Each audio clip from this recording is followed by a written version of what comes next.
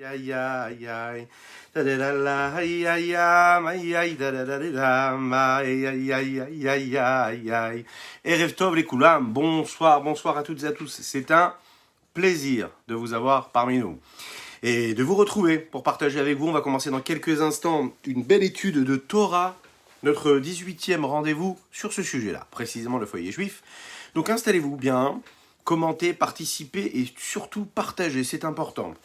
Aïe tadadala ya ya, aïe tadadala ya ya, aïe tadadala, aïe tadadala ya ya ya, aïe tadadala ya ya, tadadala ya ya da, aïe ya ya ya, aïe ya ya ya da, aïe tadadala la la ya, tadadala ya ya da, aïe tadadala, aïe tadadala ya, aïe ya ya ya ya ya, aïe ya ya ya ya ya. Ay da da da da la ya ya da da la ya ya ay da da la ya ya ay ya ya ya ya ya ya ya ya ay ya ya ya ya ya da da la ya ya ay ya ya ya ya ya ya ay ya ya ya ya ya la ya ya la ya ya ay ya ya ya ya. Erev Tov, bonsoir, bonsoir à toutes et à tous.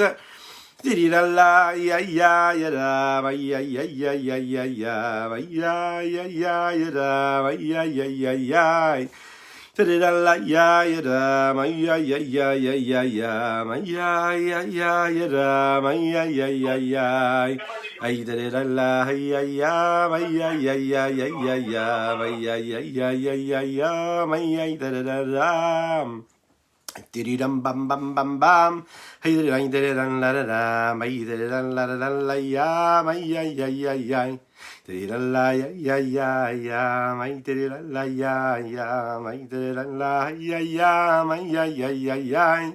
Ay ay ay ay ay ay ay ay ay ay ay ay ay ay ay ay ay da da da da da la ya ya ya ay da da da da da la ya ya da ay ay ay ay ay ay ay ay da da la la ya ay ay ay ay da ay ay ay ay ay. Ay da da da la ya, ay ay ay ay ay ay ay da la ya ya, ay ay ay ay ay. Diridam bam bam bam bam bam bam bam bam bam bam, ay da la ya, ay da. J'espère que vous allez bien. On va démarrer dans quelques instants, c'est-à-dire tout de suite. Alors installez-vous tranquillement, là où vous êtes. Je vous invite à partager avec vos amis, avec vos familles, avec vos proches. Oui, regardez ce chiour, ce cours-là, ensemble, avec votre épouse, avec votre mari, avec vos enfants. C'est important, vous allez voir, puisque c'est des notions qui ont pour, bien sûr, sujet principal, le foyer. Donc l'harmonie, le bonheur véritable qu'il peut y avoir dans un foyer, qui est nécessaire, celui qui nous permet réellement de nous rapprocher d'Akadosh Baruch Hu, d'être proche de Dieu. Donc nous allons développer aujourd'hui une question qui est très très très importante. Et Baruch Haba, mon ami Moshe, c'est un plaisir de t'avoir ce soir. Je vous dis les chaim, les chaim, les chaim, les chaim. Et on démarre tout de suite. Et donc le sujet aujourd'hui, c'est le foyer juif. Chiffre 18, Chai. Un surplus de vitalité. Nous étudions pour la Refoua Shelema de Moshe ben Hananinet, mais également pour la Refoua Shelema de Tinok ben Yosheva Ariela, mais également pour la Refoua Shelema de David Ali ben Michal, mais également pour la réussite de chacune et de chacun d'entre vous. Baruch Haba, mon ami Shimon également. C'est un plaisir de vous avoir toutes et tous parmi nous ce soir. Que Dieu vous bénisse. Baruch Haba, mon ami Laurent également. Alors, l'essentiel, vous savez ce que c'est l'essentiel? L'essentiel et l'important, c'est quoi? C'est la bonté, c'est la grâce, c'est l'allégresse, c'est la miséricorde. C'est le don de soi, le partage.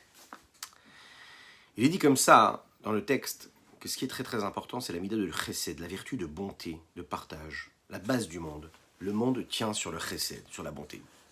Et vous allez voir qu'en réalité, ce sujet-là, après avoir abordé la nécessité d'avoir beaucoup d'enfants, eh bien, on nous apprend que c'est bien d'avoir aussi beaucoup d'invités chez nous à la maison. Une maison qui est pleine d'invités, c'est une maison dans laquelle règne la véritable bénédiction céleste. La vertu de la bonté, c'est une base sur laquelle le monde est bien sûr fondé. C'est même le commencement du monde, la bonté. C'est le commencement de toutes les actions. C'est le commencement, le début de ce que va devenir le Ham Israël, le peuple juif. Et c'est son début, c'est le commencement même et ce qui introduit les fondations même d'un foyer juif, d'une maison qui se comporte et qui vit selon les préceptes de la Torah et d'Akadosh Baruch Hu et de Dieu. David Ameller, le roi David, qui a écrit, qui nous a offert le Sefer Tehillim, il le dit comme ça, il dit « Olam chesed ibane ». C'est écrit comme ça. Dans ce psaume-là, que ce monde-là, c'est un monde qui est basé sur le chesed, sur la bonté. Dieu crée le monde avec la bonté afin de donner, d'apporter, de faire du bien à toutes les créatures. Et pour le chesed lui-même, réellement, il faut absolument que toutes les créatures, elles aussi, se comportent avec cette bonté-là, partagent cette bonté-là.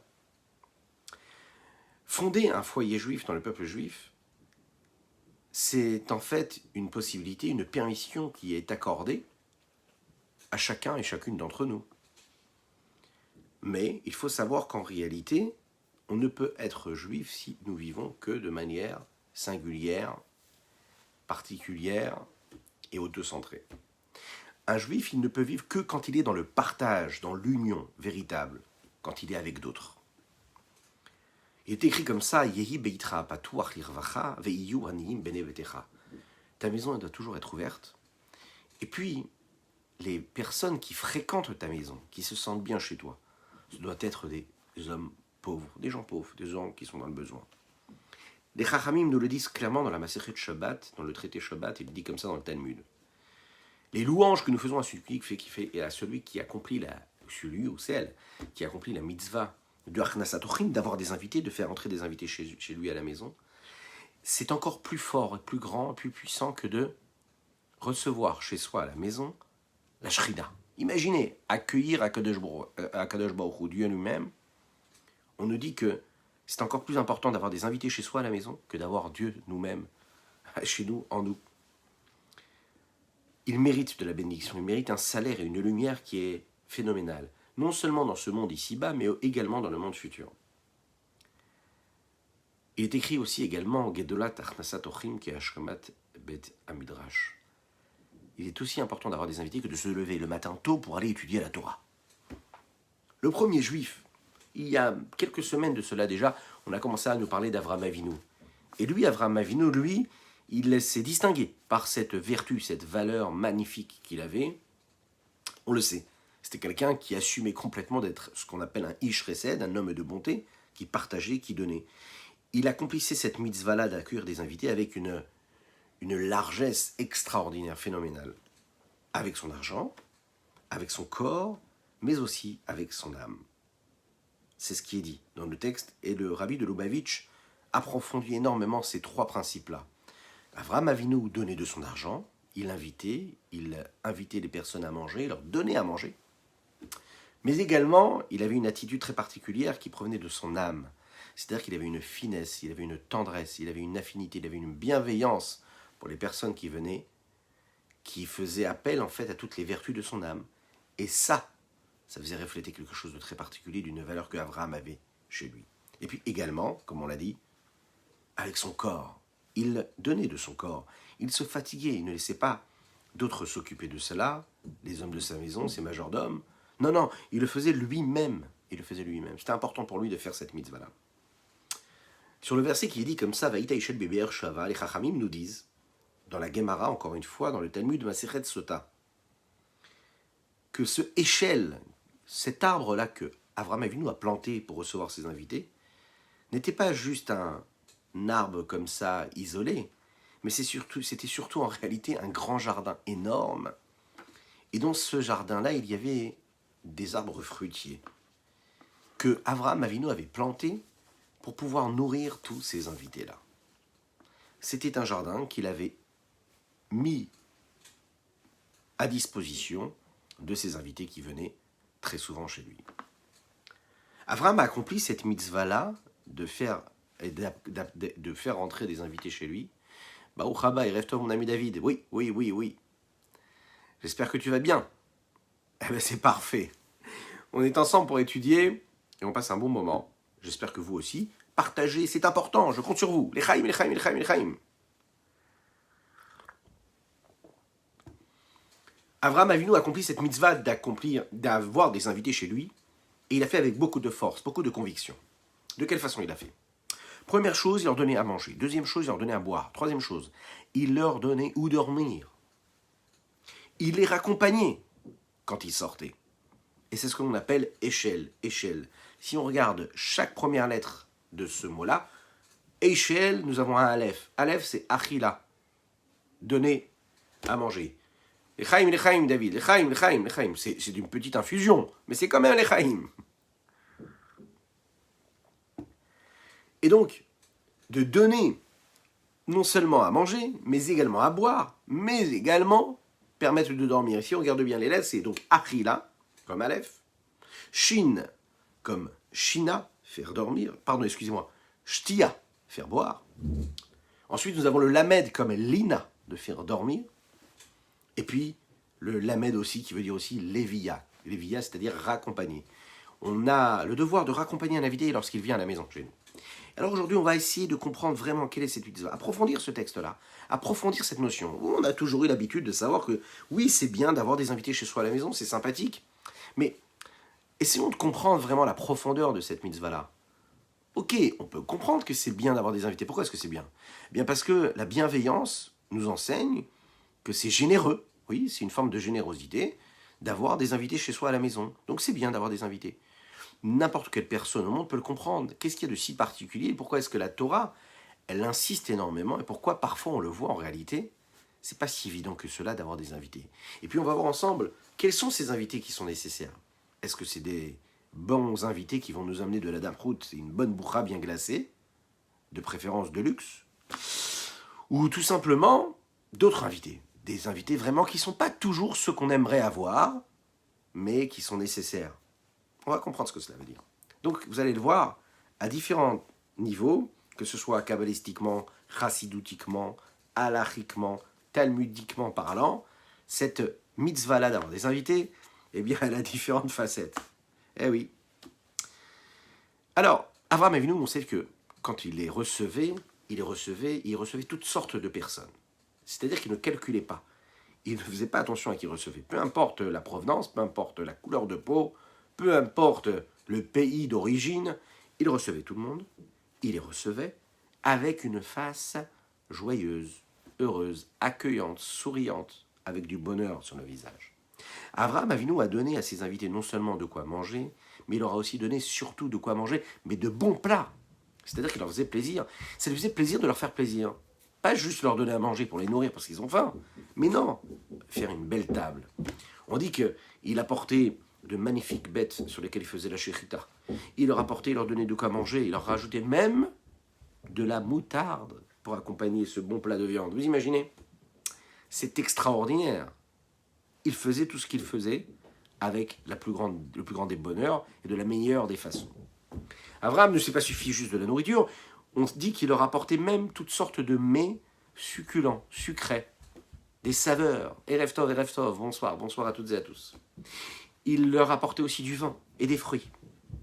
Oui, les midrashim de la paracha que nous avons lu il y a deux semaines, en l'occurrence la paracha de Vaïra, rentrent beaucoup sur ce sujet-là. La vertu de chesed, de bonté qu'Avraham Avinu avait, elle était tellement parfaite que les chachamim nous disent dans les textes profonds, dans le Pardes, etc., que la vertu de chesed, Baruch haba mon ami Marc, Bochim habaim, qu'avait Avraham Avinu et qui correspondait à celle qui existe devant Akadosh Baruch Hu, elle est venue devant Dieu, elle lui a dit « Ribono shel olam, maître du monde, depuis que j'existe, je n'ai jamais vu autant de chesed et autant de chesed qui viennent de ma vertu qui soient utilisés. » À tel point que depuis qu'Avraham Avinu est né, et depuis que lui fait ce qu'il fait, je n'ai même plus besoin de faire quoi que ce soit, puisque lui fait tout ce qu'il devrait être fait. Je m'ennuie. Voilà ce qu'a dit la Midat HaChesed. La grandeur d'Avraham Avinu, justement, elle ressort dans cette histoire-là, de la Parashat Vaïra. Alors oui, bien sûr, nous sommes dans la Parashat Toldot, et on est encore dans le sujet. Ce qui nous intéresse ici, c'est notre foyer, et pourquoi cette Mida, cette vertu de Chesed et d'accueil des invités, est si importante pour notre foyer. Nous, vous allez le voir. C'est assez égoïste en réalité, mais il faut le dire à personne. On va le voir qu'en réalité, ça apporte énormément, ça inonde notre foyer de bénédiction, de sérénité, de joie et de bonheur, les invités. Là, on pourrait croire qu'on est en train de rendre service quelque part à un invité, à un pauvre homme ou à une pauvre personne qui n'aurait pas où être. Et parfois, ce n'est pas juste une pauvre personne, nous allons voir dans les détails de qui il s'agit. Financière, pas une personne seulement qui manque de quoi manger, bien qu'il y en a, mais ça peut être aussi parfois juste une épaule, juste une oreille qui va écouter, juste une personne qui va être présente pour cet invité-là. Juste être présent, parfois juste un foyer chaleureux, une chaleur, une lumière, un plat chaud, mais qui est juste en fait une excuse pour passer un bon moment chaleureux familial pour une personne qui serait isolée. Donc en réalité, on va le voir, ça a une incidence énorme dans notre vie à nous. Avraham Avinu, il a 90 ans, il fait sa Brit Mila, le 3e jour de sa Mila, il reçoit des invités, il ne se pose pas de questions, il va faire ce qu'il faut faire. On dit que Dieu, pour éviter ce qu'il y a, que Avraham Avinu ait à sortir à la recherche des invités, il fait sortir le soleil de sa protection et il envoie un soleil qui est tellement fort, de façon à ce que tout le monde reste chez soi, que personne ne se dirige vers Avraham Avinu. Quand même, il va quand même y avoir ces malachim-là, ces anges-là qui vont venir chez lui, et lui va se lever, il n'a pas peur, il n'envoie pas son émissaire, il n'envoie pas son homme de main, il n'envoie personne, il vient lui-même, il se lève avec la douleur de la mitzvah de la Mila, et il va les servir. Parce qu'Avraham Avinu, lui dans sa nature, c'est un homme qui est bon, et de tout son cœur pur, il l'aime, il est heureux de recevoir des invités, et donc il va tout faire pour leur plaire, et pour leur faire des choses qui vont leur faire plaisir. Et de la même manière, la Torah nous dit qu'Avraham Avinu s'est comporté de cette façon-là, avec cette vertu-là, alors, bien sûr, on lui a donné aussi, Akadosh Baruch Hu lui a donné aussi, de manière tout à fait naturelle, et dans une conduite tout à fait naturelle, Dieu, il a changé le cours des choses. Il a changé les lois du monde, et il s'est dévoilé à Avraham Avinu avec le niveau le plus élevé de révélation de la divinité ici-bas sur terre. Il est expliqué dans la Torah Chassidut, dans la Torah Kabbalah, que le dévoilement de Dieu, du nom de Hae, Yud Kevav qui est le He, c'est un dévoilement qui est phénoménal. Il représente le dévoilement suprême, supérieur de tous les dévoilements de Dieu. C'est un dévoilement qui est une force qui est au-delà de la nature, qui dépasse la nature. Il y a Dieu tel qui se révèle dans la nature, il y a Dieu qui est au-dessus de la nature, c'est l'infini total. Et non même pas l'infini qui s'habillerait dans le fini que nous connaissons, nous. Il va changer la conduite des anges, puisqu'on sait que les anges qui viennent des mondes supérieurs, eux, sont cantonnés à leur monde supérieur spirituel et qui n'ont pas la possibilité normalement de descendre dans ces mondes-là ici-bas. Ils n'ont pas de corps. Pour Avraham Avinu, on va changer tous les codes. Et les anges vont prendre la forme d'hommes qui seraient dotés de corps. Il faut apprendre quelque chose pour nous, pour nos enfants, pour nos petits-enfants. Qu'est-ce qu'on apprend de là? En fait, un juif, il doit savoir qu'il doit travailler en conséquence, agir en conséquence et toujours se comporter en fonction de ce que les Chachamim lui ont demandé de faire et selon les codes et les préceptes que la Torah lui donne. Pourquoi? Parce que ça n'est pas seulement des recommandations, c'est aussi une aide, c'est aussi un accompagnement, toutes ces notions-là. Les Chachamim ne sont pas là juste pour nous mettre des coups de bâton derrière le dos ou bien pour nous montrer la route et nous faire de la morale. Il n'est pas du tout question de morale. Il est question de conseils qui sont en réalité des bénédictions, qui sont là pour nous aider, parce qu'ils nous aiment. Ils veulent que l'on puisse réussir notre tâche, notre mission sur Terre, de la meilleure des manières. Et parfois, ils nous comprennent, ils savent que parfois on a ces petites choses qui font qu'on n'arrive pas à faire ce que nous devrions faire. Bien sûr, on a tendance, on va le voir dans cette question-là d'avoir des invités, à se laisser aller. On n'a pas toujours envie d'avoir des invités. Et souvent, quand on est censé avoir des invités, c'est pas le jour où on a envie. Amen, ve amen, mon ami Laurent, amen, ve amen. Pardon, excusez-moi, c'est pas toujours quand on en a envie. Et souvent, ce n'est pas les invités qu'on aimerait avoir. La vraie mitzvah, c'est justement ça. C'est faire toutes ces choses-là qu'on n'a pas vraiment envie de faire. D'être présent pour les personnes pour lesquelles on n'aurait pas vraiment... Enfin, en tout cas, ça fait appel à des choses un peu difficiles en nous. Ça nous met mal à l'aise, oui. Alors là, on te dit, sors de cette zone de confort, de ce qui t'aurait plu. Tu sors de ça et tu te fais violence. Et parce que tu vas faire ce que tu dois faire, parce que c'est Dieu qui te le demande, et parce que c'est une véritable mitzvah d'avoir cet invité-là, même quand ta nature là elle ne s'exprime pas dans cela, a priori. Et quand tu te comportes comme ça, les lois de la nature elles changent aussi. Donc c'est à toi de voir. Est-ce que toi, tu veux vivre ta vie selon les lois de la nature, ou est-ce que tu veux faire en sorte que ta vie, elle soit au-dessus des lois de la nature? Il faut savoir, nous sommes tous des enfants d'Akadosh Baruch Hu et de son émissaire qui est Avraham Avinu. Et puisqu'Avraham Avinu s'est comporté de cette façon-là, nous aussi, nous devons hériter de ses valeurs et de ses vertus. Les Chachamim nous disent, dans la Masechet Yibamot, dans le traité Yibamot du Talmud, également ça a été relaté par le Rabbi dans un de ses livres, le Likutei Sichot, précisément, le 30e tome. Il dit comme ça: Mahase Avot Simat Lamadim. L'action de nos pères est un signe pour les enfants. Cela veut dire qu'en réalité, quand nos pères, quand nos patriarches agissent d'une certaine façon, ce n'est pas juste qu'on a un signe et on nous donne une recommandation de comment nous devons nous conduire, mais également que quand les parents, quand les pères, les patriarches se comportent d'une certaine façon, ils sont non seulement en train de montrer la route, mais en plus de ça, de donner de la force à leur descendance d'agir de la même façon. Et donc, qu'est-ce que ça veut dire Siman Labanim? Ça veut dire que parce que les pères se comportent comme ça, on a donc les forces que nos pères avaient quand ils faisaient telle ou telle chose. Donc quand, parfois, on a tendance à se dire « Oui, mais moi, j'ai pas les forces que mes parents avaient. » Oui, mais j'ai pas les forces d'avoir les forces que mes parents avaient quand ils recevaient des gens à table, des gens inconnus, des laissés pour compte, des gens perdus, des gens qui faisaient parfois peur aux enfants, des marginaux. Oui, ça peut arriver, oui. Alors on se dit, nos parents, eux, ils avaient la force, nous, on n'a pas cette force-là. Et là vient la Torah et la Chassidoute et le Rabbi nous dit, sache que si tes parents, ils avaient ces valeurs-là, de pouvoir inviter peu importe qui se présentait devant la porte, peu importe qui était la personne qui se présentait devant la porte, on ne le jugeait pas à son apparence, à ce qu'il était, à sa tranquillité d'esprit, juste on ouvrait la porte, on l'accueillait, tu ne peux pas dire on n'a pas la force que nos parents, ils avaient. Parce que les parents, eux, ils te donnent la force. Parce qu'ils avaient ces vertus-là, automatiquement, ils te donnent la force. Parce que du fait que tu es né de ces parents-là, donc cette nature-là, elle passe de manière totalement naturelle, tout à fait naturelle, au moment de la naissance. Et donc cette nature-là, elle est aussi chez toi. C'est ce qui se passe avec Avraham Avinu, et c'est ce qui se passe avec chacune et chacun du peuple juif à travers toutes les générations. On a ça en nous, et on doit juste le laisser s'exprimer. Le problème, c'est que parfois, on ne le laisse pas s'exprimer. Pour expliquer et comprendre un petit peu réellement, quelle est cette mitzvah-là de Achnasat Orchim, d'avoir des invités. Le Rabbi de Lubavitch explique dans ses textes, il dit qu'il y a une différence entre les mitzvot, comme elles sont vécues, de manière froide, c'est-à-dire l'acte froid, l'acte pour ce qu'il est, et puis, comme on l'apprend en ce moment le matin, quand on étudie ou quand on prie, il y a le fait de faire ce que nous faisons avec une kavana, une intention.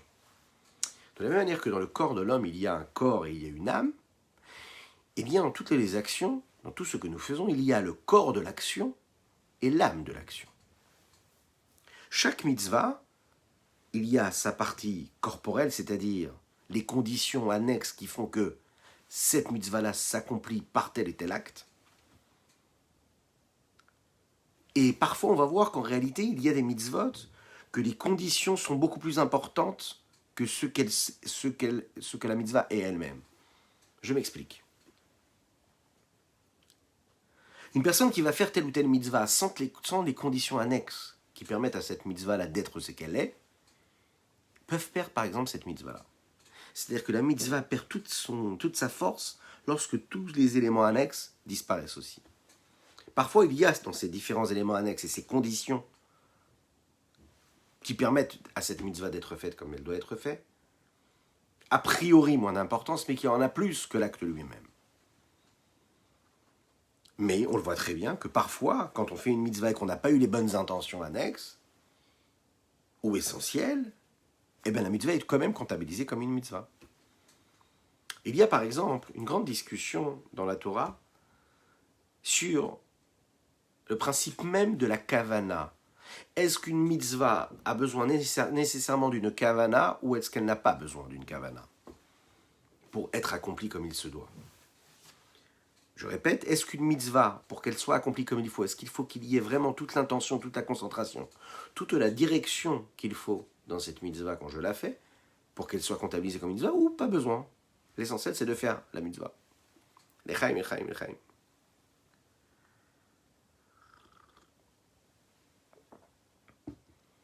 Que veut dire cette question-là? Le fond de cette question, c'est de savoir, de comprendre en réalité. Dans chaque mitzvah, ok, il y a le corps de la mitzvah et il y a la kavana, nous l'avons dit, de la mitzvah, l'intention de la mitzvah. Et donc cette discussion, c'est de dire quoi? Est-ce que la kavana, le fait d'avoir une concentration, une bonne direction quand on fait cette mitzvah, est-ce que ça influence cette mitzvah au point de faire en sorte que cette mitzvah soit une bonne mitzvah accomplie, ou bien pas? Alors là, on me répond oui. Ben, je veux bien, je suis d'accord avec vous. Mais regardons un petit peu dans la profondeur de cette étude-là et plongeons-nous dans cette recherche-là de nos sages.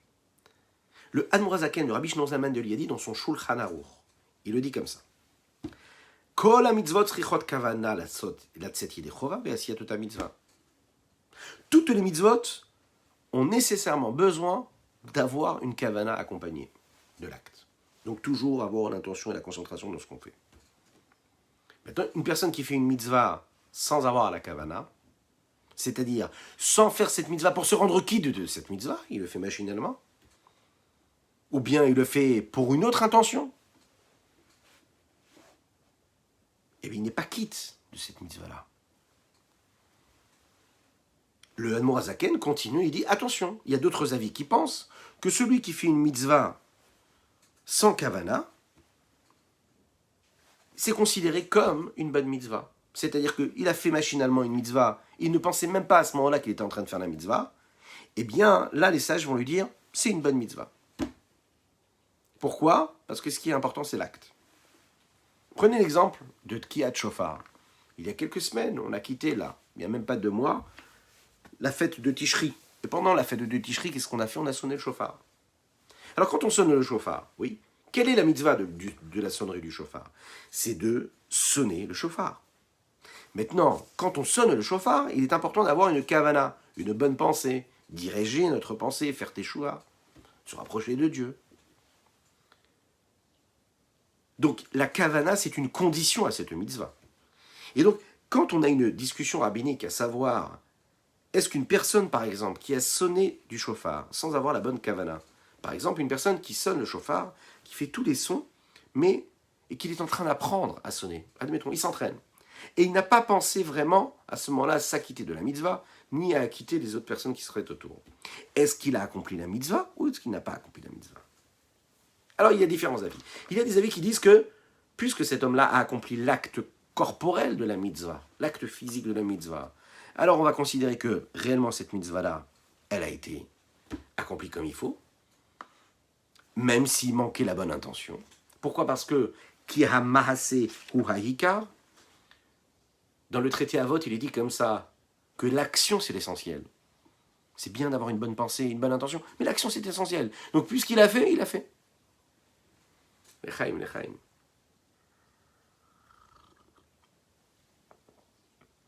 Il y a d'autres avis qui vont dire non, pas du tout. Une action sans intention, sans direction de pensée, sans concentration, une action qui n'est pas dirigée, qui n'a pas de sens particulier, n'est pas appelée une mitzvah. Et donc là, si tu sonnes le shofar ou tu fais quelconque mitzvah sans avoir l'intention de faire une mitzvah, tu n'es pas quitte de cette mitzvah. À quoi cela ressemble-t-il? Un homme, par exemple, qui va acquérir une maison, imaginons, et qu'il acquiert cette maison-là selon toutes les conditions, selon toutes les lois. Mais il ne peut pas rentrer dans cette maison-là, admettons parce qu'il y aurait un élément qui l'empêcherait de rentrer. Pour X raisons. La Gemara Eruvin en parle. C'est-à-dire qu'il a acquis cette maison-là selon toutes les conditions, toutes les lois qui lui étaient imposées. Il a signé tous les contrats, il a payé tout ce qu'il devait payer. Il arrive et se présente le jour où il doit rentrer dans sa maison, dans ce qu'il a fait, ce qu'il a acheté, de ses propres deniers, de ses propres moyens. Et voilà qu'il y a un élément qui est totalement secondaire, qui n'a pas de rapport avec cette maison-là, qui le bloque et qui ne peut pas, qui fait qu'il ne peut pas rentrer dans cette maison-là. La question ici, elle est quoi? Est-ce que quand il ne peut pas rentrer dans cette maison-là, c'est à cause de la maison ou c'est à cause de la condition qui est extérieure à la maison? C'est à cause de quelque chose d'extérieur. Est-ce que ça voudrait dire que cet homme-là, il ne possède pas cette maison dans laquelle il ne peut pas rentrer? Non, pas du tout. On ne lui a pas donné la clé au bon moment. Ou bien l'entrepreneur, il a laissé une poutre au travers de la porte. C'est annexe. La maison, il la possède. Acquérir une mitzvah, c'est pareil. J'ai fait la mitzvah. Je n'ai pas eu la kavana comme ci ou comme ça. C'est une condition qui est extérieure, qui est annexe. Est-ce que ça veut dire que ça va faire en sorte que ma mitzvah ne sera pas une bonne mitzvah? Ou bien je veux dire non. Alors je ne sais pas ce que vous en pensez, mais moi je veux bien connaître votre avis. Alors écrivez-le, partagez-le, transmettez-le, likez, c'est important, commentez. En fait, il faut comprendre une chose, et on va le voir ici. Les deux éléments sont importants. La mitzvah pour ce qu'elle est, et l'intention de la mitzvah pour ce qu'elle est également. À la différence d'autres mitzvot, vous savez, par exemple la mitzvah de la tzedaka. Donner la tzedaka, c'est pas comme la mitzvah de Achnasat Orchim. Il ne faut pas tout mélanger. La tzedaka, c'est mettre sa main dans sa poche ou sur son téléphone et envoyer un petit don. Une participation, un soutien pour une bonne action. Mettre sa main dans sa poche et donner à une personne qui est dans le besoin. Concret, une petite pièce. La Achnasat Orchim, c'est pas pareil. Et vous allez le voir, halachiquement, ici, il y a une différence réelle qui s'exprime. Pendant la tzedaka, quand quelqu'un veut faire la tzedaka, il se pose la question, il se demande, est-ce qu'il faut que je donne une grande somme à un seul pauvre? Mais quand je donne cette somme-là, je n'ai pas une face agréable, je ne souris pas. Pourquoi? Parce que j'ai quand même du mal à donner beaucoup d'argent. Elle n'a pas la même valeur, c'est-à-dire qu'elle n'a pas du tout la même... c'est pas du tout de la même famille en fait. Même si on est dans le partage, la charité, la tzedaka et Achnasat Orchim, c'est deux mitzvot totalement différentes. Et on va expliquer comment. Qu'est-ce qu'il est préférable? De donner une petite somme à un pauvre? Baruch haba mon ami Yoel, c'est un plaisir de t'avoir parmi nous ce soir. Est-ce qu'il est préférable de donner une petite somme à un pauvre, mais en ayant un beau sourire, parce qu'on se dit « Oh ça va, je vais pas trop dépenser » ou bien, vaut mieux donner une grande somme d'argent à un pauvre, et là, quitte à avoir une mauvaise figure et un mauvais sourire. Qu'est-ce que vous direz, vous, à cette question-là? Est-ce qu'il est préférable de donner beaucoup sans le sourire, ou peu, mais avec le sourire? Allez, je vous laisse répondre. Allez, répondez-moi, qu'est-ce que vous en dites? Ça peut être maintenant, ça peut être en replay. Profitez. Je vous laisse, allez, 30 secondes. Lechaim, lechaim.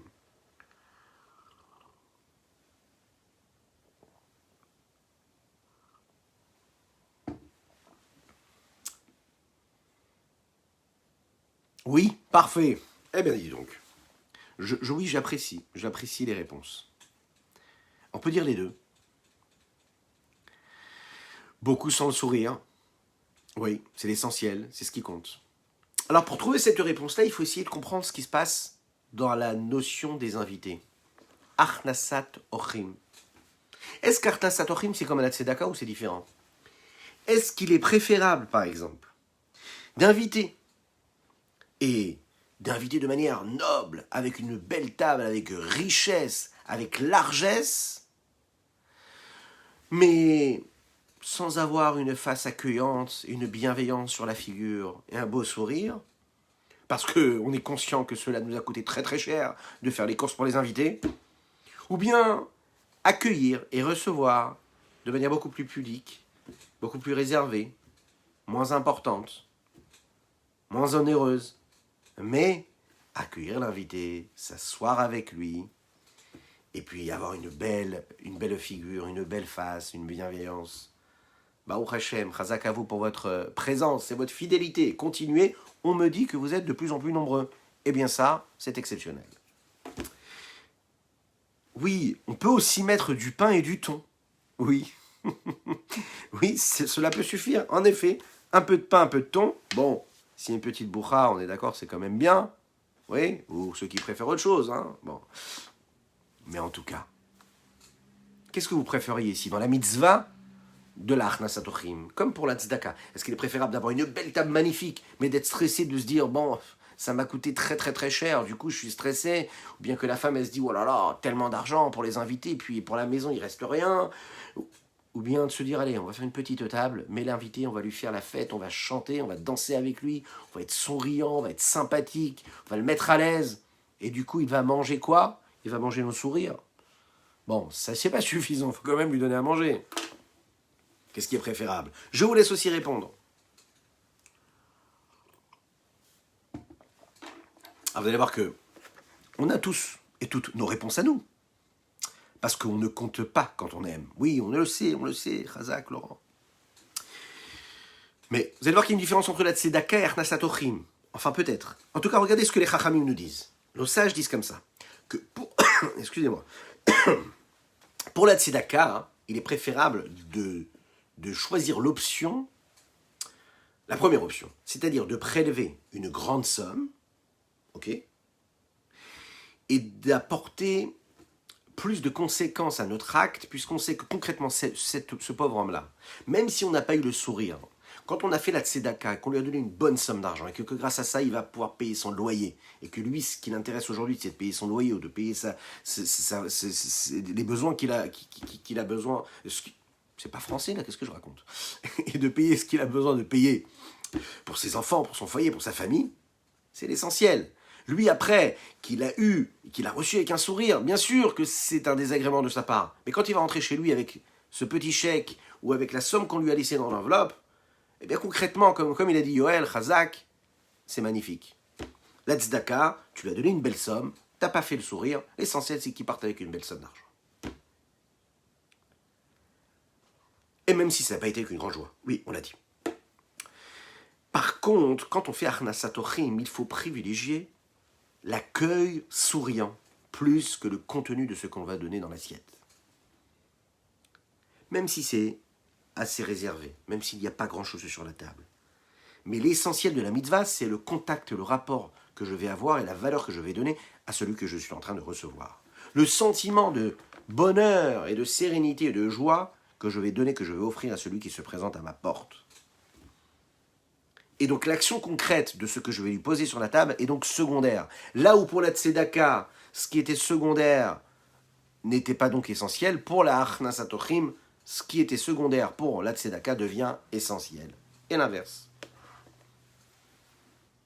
Alors vous dites, mais quel rapport maintenant avec le foyer juif? Ah ben oui, le foyer juif, parce que quand on a une maison qui est large et qui est ouverte pour accueillir ces invités-là, vous allez voir que cette valeur-là, c'est un précepte de vie, un chemin de vie. C'est aussi une ambiance qu'on installe dans son foyer à travers notre rapport avec notre femme ou avec notre mari, mais également pour nos enfants.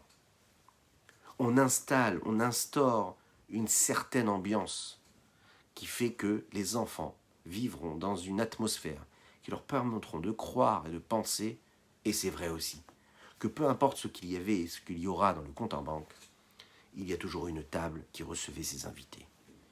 Et ces invités vous le diront, peu importe ce qu'il y avait. La porte était ouverte, le sourire était là.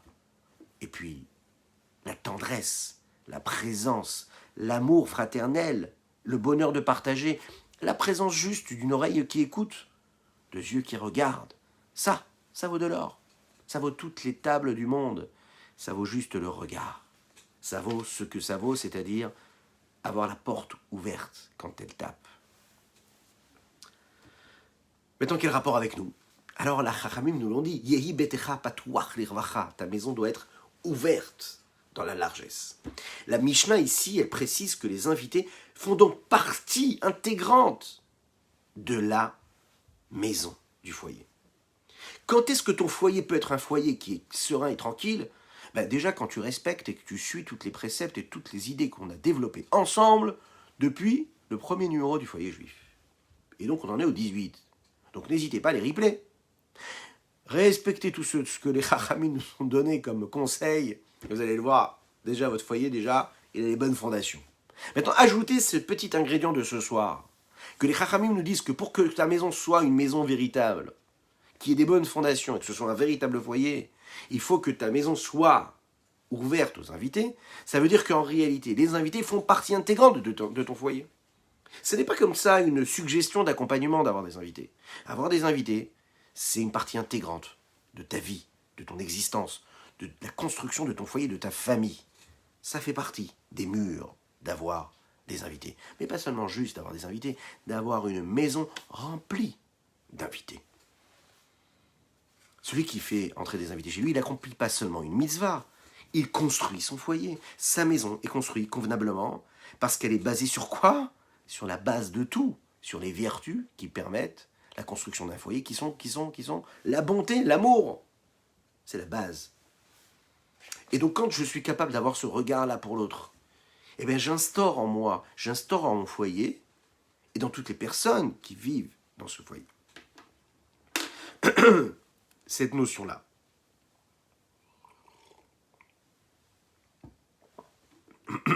Pardon.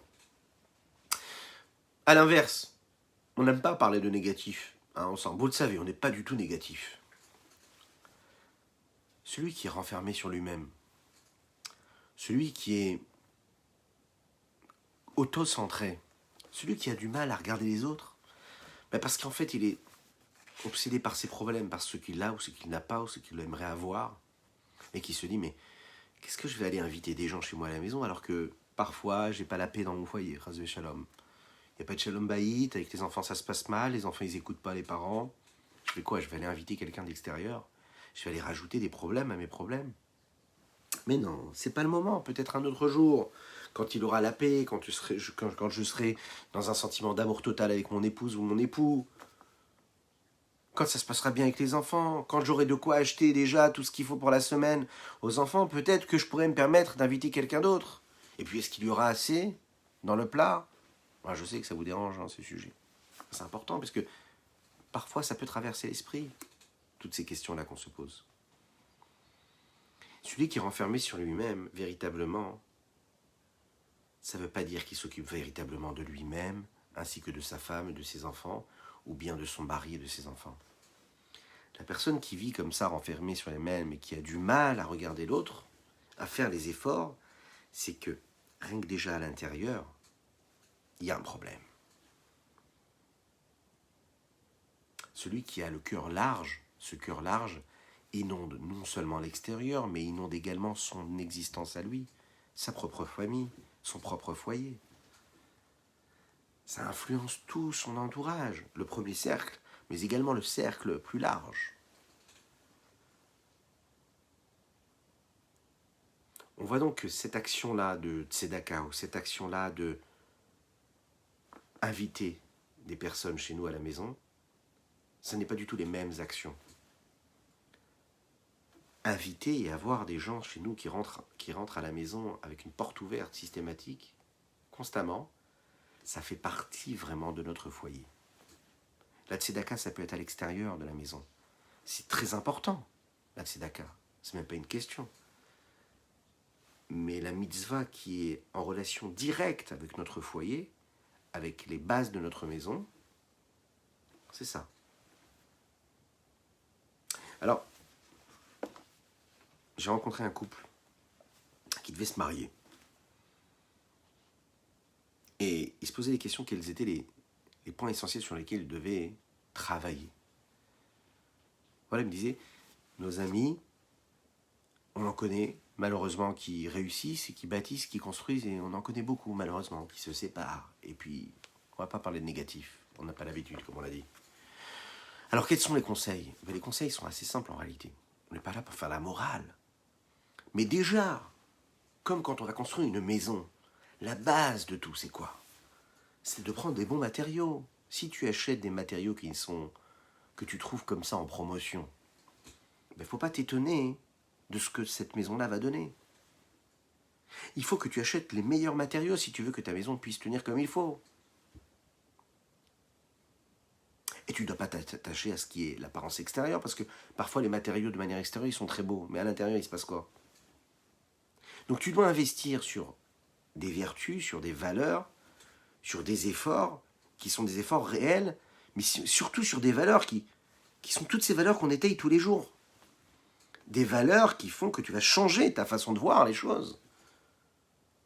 Si tu es capable de te dire que les semaines ont passé, confinement, en dehors du confinement bien sûr, les semaines, les mois ont passé depuis que tu es marié, que les fois où tu as eu des invités, je ne parle pas des amis, hein, je ne parle pas des copains qui viennent manger pour un repas, je ne parle pas des copains qui viennent juste pour passer un moment, je ne parle pas de la famille, mais ici la Torah nous parle de personnes qui sont extérieures à notre premier cercle, familial ou amical.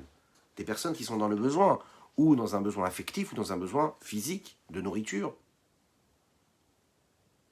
Si on est capable de se souvenir comme ça, de regarder dans le rétroviseur et de se dire, confinement mis à part, j'ai pas eu d'invité chez moi extérieur à mon premier cercle ou deuxième cercle, les derniers mois qui sont passés, c'est qu'il y a un gros souci. Quel est le souci? Le souci, c'est que je n'investis pas comme il faut dans ces fondations de la maison. Alors comment le foyer peut tenir? Il faut que je respecte toutes ces notions-là, toutes ces valeurs que la Torah m'a données, et pour que ça devienne des ingrédients qui permettent à ce foyer d'avancer comme il faut. Sinon, c'est sûr que ça devient compliqué. Ça doit être aussi important que la pureté familiale, aussi important qu'une étude de la Torah, aussi important que le respect du Shabbat, en fonction chacun de son niveau et de son niveau d'évolution. Mais il faut mettre les ingrédients qu'il faut si on veut construire quelque chose de concret. Il ne faut pas se dire je vais commencer et puis advienne que pourra. Non. Il faut bâtir, il faut construire pour pouvoir créer quelque chose de concret. Et ça, il faut aller chercher les bons matériaux. Les bons matériaux, c'est respecter ce genre de valeurs. C'est la promesse des Chachamim. Tu veux construire une maison, il faut que tu mettes tous les ingrédients. Et qu'est-ce qui fait partie intégrante de ta maison? C'est d'avoir des invités. Donc ton foyer, il est basé sur le fait que tu aies des invités chez toi à la maison ou pas? Et de quelle façon tu vas les recevoir? Peu importe ce que tu as dans la poche ou dans le compte en banque. De quelle façon tu vas leur présenter le plat de soupe? Comment est-ce que tu vas le faire? Donc, l'essentiel de ce que l'on a pu soulever ce soir ensemble, avec les deux dieux, en tout cas je l'espère, c'est la nécessité d'avoir des invités et de comprendre que ça n'est pas juste une suggestion d'accompagnement, mais c'est essentiel pour notre foyer juif. On développera Bezrat Hashem une prochaine fois, donc ça peut être demain ou la semaine prochaine, en fonction du programme, comprendre concrètement comment on invite, comment on reçoit, comment on raccompagne l'invité, et comment spirituellement, qu'est-ce qui se passe, d'après la Kabbalah et la Chassidut, quand on reçoit des invités. Je vous souhaite une excellente soirée. Que Dieu vous bénisse et qu'il vous protège, qu'il inonde votre existence. Tout simplement du bonheur infini, d'une richesse matérielle et spirituelle. Et qu'on soit tous très très bientôt les invités de la grande table, celle du Mashiach, sur l'esplanade du Beth Amikdash. Ce sera la grande fête, le grand festin. Ce sera la libération véritable de l'humanité tout entière. Je vous dis à très bientôt. Je vous souhaite une excellente soirée, une bonne énergie pour Dana Rachel Ganouna Cohen et Elsa Mazouz, une bonne réfoua chez pour David et Eli Ben Michal, pour Tinok Ben Yosheva Ariela, ainsi que pour Moshe Ben Hananinet. Que Dieu vous bénisse. À très bientôt.